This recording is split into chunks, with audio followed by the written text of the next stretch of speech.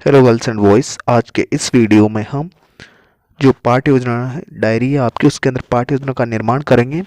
आज का जो अपना प्रकरण है वो है कबीर की सखियाँ और हिंदी विषय की पाठ्य योजना अपन तैयार करेंगे। और कक्षा है आज की सातवीं कक्षा की। आज अपन पाठ्य योजना तैयार करेंगे। तो जिस भी विद्यालय में आपका प्रशिक्षण प्रोग्राम चल रहा है उस विद्यालय का नाम, कक्षा, विषय, दिनांक वगैरह सारी चीज़ों की आपको खाना पूर्ति कर लेनी है मित्रों। इसके पश्चात में जो आपकी नेक्स्ट हेडिंग आती है आपके शिक्षण के उद्देश्य।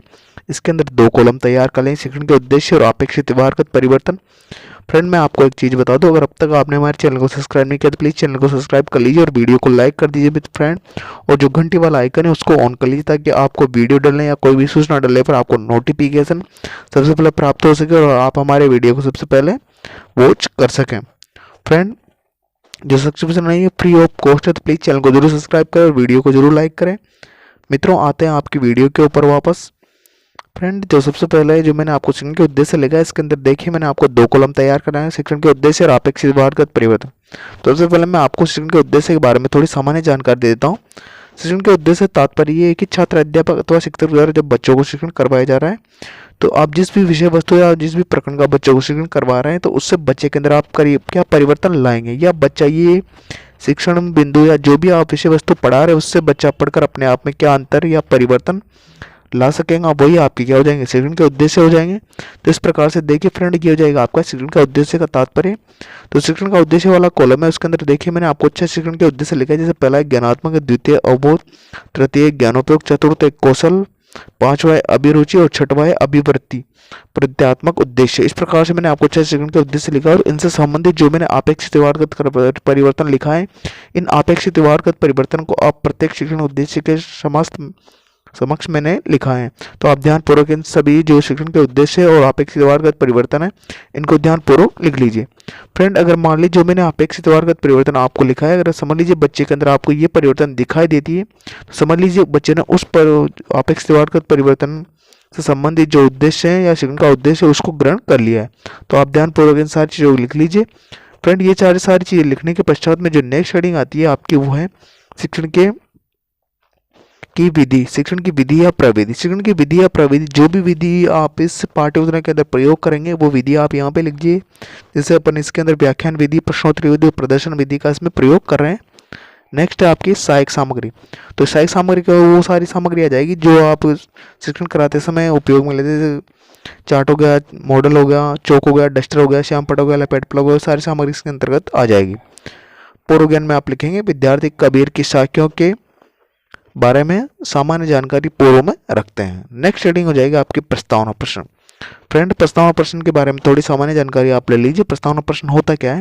जो प्रस्तावना प्रश्न होता है इसके अंदर छात्र, अध्यापक द्वारा बच्चों से प्रश्न किए जाते हैं और बच्चों द्वारा इन प्रश्नों के उत्तर दे दिए जाते हैं। और फ्रेंड, इसके अंदर आपको 2 कॉलम तैयार कर लें, छात्र अध्यापक क्रिया और विद्यार्थी क्रिया। आपको मैं एक महत्वपूर्ण बात बता दूं, जो आपकी पाठ्य योजना का सबसे महत्वपूर्ण भाग या पाठ्य योजना का सबसे मूल जड़ होता है वो आपका प्रस्तावना प्रश्न होता है। क्योंकि जितना अच्छा आप प्रस्तावना प्रश्न तैयार करेंगे आपकी पाठ्य योजना उतनी प्रभावपूर्ण बन के निकल के आएगी। तो इसके अंदर आपको इस प्रकार से जो मैंने प्रश्न लिखा है इन सारे प्रश्नों को आप ध्यानपूर्वक लिख लीजिए। और आपको कम से कम बच्चों से 4 प्रश्न और अधिक से अधिक 6 या 7 प्रश्न आपके द्वारा बच्चों से पूछे जाने चाहिए।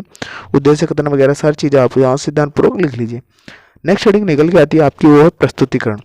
फ्रेंड, जो प्रस्तुतिकरण है उसके अंदर आपको जो भी आप प्रकरण पढ़ाना चाह रहे हैं बच्चों को, उस प्रकरण से संबंधित विषय वस्तु के बारे में संपूर्ण रूप से आपको इसके अंदर प्रस्तुतिकरण देना रहता है। तो इसके अंदर आपको 5 कॉलम तैयार कर लेना। शिक्षण बिंदु, छात्र अध्यापक क्रिया, विद्यार्थी क्रिया, विधि प्रविधि, सहायक सामग्री और श्यामपट्ट कार्य। इस प्रकार से 5 अच्छा कॉलम जो भी इसको आप ध्यानपूर्वक लिख लीजिए। ये लिखने के पश्चात में देखिए जो शिक्षण बिंदु वाला कॉलम है उसके अंदर देखिए मैंने आपको आदर्श वाचन लिखा है। तो छात्र अध्यापक शिक्षक द्वारा बच्चों को आदर्श वाचन करवाया जाएगा और विद्यार्थी द्वारा इसका भी आदर्श वाचन कर लिया जाएगा। तो छात्र अध्यापक द्वारा भी अनुकरण वाचन करवाया जाएगा, तो विद्यार्थी इस अनुकरण वाचन करेंगे। और इसके जो प्रमुख देखिए जो काठिन्य निवारणात्मक जो शब्द है, जो प्रमुख कठिन शब्द है, उन कठिन शब्दों को छात्र अध्यापकों द्वारा बच्चों को उनकी उत्तर पुस्तिका में अंकित करने का निर्देश देंगे और बच्चे उत्तर पुस्तिका में इन कठिन शब्दों को अंकित कर लेंगे। जिस प्रकार से मॉल का हो जाएगा मूल्य। इस प्रकार से आपको सारी चीज़ पुनर्वाचन भी कर लेना है। आपको सारी चीज़ जो मैंने लिखा है श्यामपट्ट कार्य वगैरह, जैसे कबीरदास जी का मैंने देखे पोस्टर भी लगाया, चित्र भी बनाया। तो इस प्रकार से आपको सहायक सामग्री के अंदर से लिख लेना है। नेक्स्ट पेज पर आपको फिर से वही 6 कॉलम तैयार कर लेने हैं। शिक्षण की बिंदु या सोपान, छात्र अध्ययन क्रिया, विद्यार्थी क्रिया, विधि प्रविधि, सहायक सामग्री व श्यामपट कार्य। पांचवा जो आपका पॉइंट आता है वो है केंद्रीय भावानुभूति प्रश्न। तो केंद्रीय जो भावानुभूति प्रश्न है वो छात्र अध्यापक के द्वारा पूछे जाएंगे। तो छात्र अध्यापक क्रिया में आप केंद्रीय भावानुभूति प्रश्न लिख लीजिए। हमें किसकी जाति नहीं पूछनी चाहिए, तो बच्चे उत्तर देंगे साधु या संत की जाति नहीं पूछनी चाहिए। विद्यार्थी क्रिया में आप लिख लीजिए विधि कौन सी हो जाएगी आपकी, प्रश्नोत्तरी विधि। साधु संतों से क्या पूछना चाहिए, तो बच्चे उत्तर देंगे ज्ञान के बारे में पूछना चाहिए। और हमें गाली देने वालों को वापस गाली देनी चाहिए, तो बच्चे उत्तर देंगे नहीं देनी चाहिए। तो इस प्रकार से ये देखिए सारी चीज लिख लीजिए आप।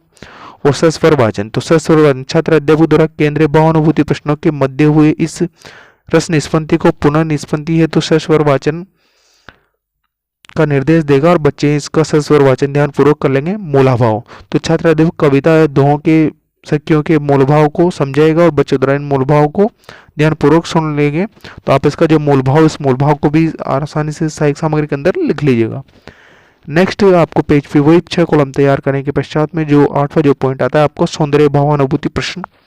तो सौंदर्य भावानुभूति प्रश्न है वो छात्र अध्यापक द्वारा पूछ ले जाएंगे। तो छात्र अध्यापक क्रिया में इसके जो भावानुभूति प्रश्न है उनको लिख लीजिए आप ध्यान पूर्वक। तलवार वो म्यान में कौन महत्वपूर्ण होता था, बच्चे तो देंगे तलवार महत्वपूर्ण। किससे बहस करने में क्या बढ़ता है, तो बच्चे देंगे मन का कलेश बढ़ता है। इस प्रकार से आपको सारी चीज लिख लेनी। विधि कौन सी जाएगी आपकी, प्रश्नोत्तरी विधि। और संभावी कविता है, जो संभावी कविता है छात्र अध्यापक द्वारा उचित गिल्लय गति ताल अवरोह से इसका वाचन किया जाएगा, बच्चों द्वारा इसको सुन लिया जाएगा ध्यान पूर्वक। तुलनात्मक प्रश्न, तो छात्र अध्यापक द्वारा ये तुलनात्मक प्रश्न पूछ लिए जाएंगे और बच्चे इन प्रश्नों के उत्तर दे देंगे। जैसे प्रस्तुत पदम में किसकी वर्णना की गई, तो बच्चे देंगे सज्जन लोगों की। तलवार की महत्ता, क्या गाली सज्जन लोगों को शोभा देती, बच्चे नहीं देती। प्रस्तुत पद व संभावी पद्य में क्या समानता है, तो बच्चे दोनों ही पदों में वस्तु पदार्थों का महत्ता का वर्णन किया गया है, वस्तु पदार्थ के महत्व का या महत्व का वर्णन किया गया है। तो इस प्रकार से आपको सारी चीज लिख लेनी है। सहायक सामग्री के अंदर संभावी जो कविता है इसको आप ध्यानपूर्वक चार्ट वगैरह बना के इसके अंदर ध्यानपूर्वक इसको लिख लीजिएगा। नेक्स्ट हेडिंग आती है आपकी मूल्यांकन प्रश्न। जो मूल्यांकन प्रश्न होते हैं छात्र अध्यापक द्वारा पूछे जाते हैं, इसलिए पूछे जाते हैं ताकि उसने जो विषय वस्तु जो प्रकरण बच्चों को पढ़ाया है वो बच्चों ने सीखा है अथवा नहीं सीखा है, कितना सीखा है, इस बात की प्रतिपुष्टि या फीडबैक लेने के लिए ये मूल्यांकन प्रश्न छात्र अध्यापक द्वारा पूछे जाते हैं। तो आपके द्वारा बच्चों से प्रश्न पूछ लेना। आप किसी भी प्रकार के प्रश्न तैयार करें, लघुत्तरात्मक, निबंधात्मक, बहुविकल्पात्मक, किसी भी प्रकार के प्रश्न आपके द्वारा तैयार किए जा सकते हैं। आपका एकमात्र उद्देश्य बच्चों का मूल्यांकन करना, तो आप किसी भी प्रकार से बच्चों का मूल्यांकन कर सकते हैं। मैंने बता दिया आप किस किस प्रकार के प्रश्न तैयार कर सकते हैं, तो उस प्रकार से आप इन सारे प्रश्नों को तैयार कर लीजिए। आप चाहे तो जैसे मैंने लिखा है उसी प्रकार से आप ये प्रश्न लिख सकते हैं, जरूरी नहीं जैसे मैंने लिखा है उसी प्रकार से लिखे। तो मैंने बता दिया आप किस किस प्रकार से प्रश्न तैयार कर सकते हैं। अंत के अंदर आपके द्वारा बच्चों को गृह कार्य दे दिया जाएगा, जैसे मैंने दिया है प्रस्तुत पद व संभावी वही का भावार्थ अपने शब्दों में लिखिए। इस प्रकार से आप गृह कार्य बच्चों को दे दी ताकि बच्चे घर पर जाकर आसानी से उस गृह कार्य को कर सके। आशा करता हूं कि आपको वीडियो अच्छा लगा होगा, तो प्लीज़ वीडियो को लाइक करें, शेयर करें और चैनल को सब्सक्राइब करना ना भूलें और जो घंटे वाला आइकन है उसको ऑन कर ले। अगर आपको और भी पार्ट होने की आवश्यकता है तो प्लीज़ हमारे चैनल के पेज पे जाएं, वहां पर आपको प्लेलिस्ट मिल जाएगी। मिलते हैं नेक्स्ट वीडियो में। जय हिंद, जय भारत, वंदे मातरम।